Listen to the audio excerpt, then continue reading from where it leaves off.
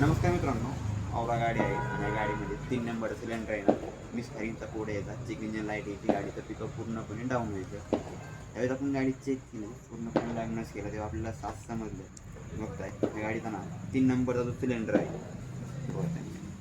3 number सिलेंडरचा जो injector आहे तो पूर्णपणे चॉक आहे.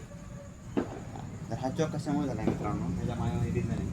काय असतं, सी एन जी गाडी असल्यामुळं आणि गाडी पुन्हा परमिट पण आहे, जास्त गाडी सी एन जी चालवण्यात आली, पेट्रोल खूप कमी प्रमाणात चालली, त्यामुळे हा प्रॉब्लेम आला आहे.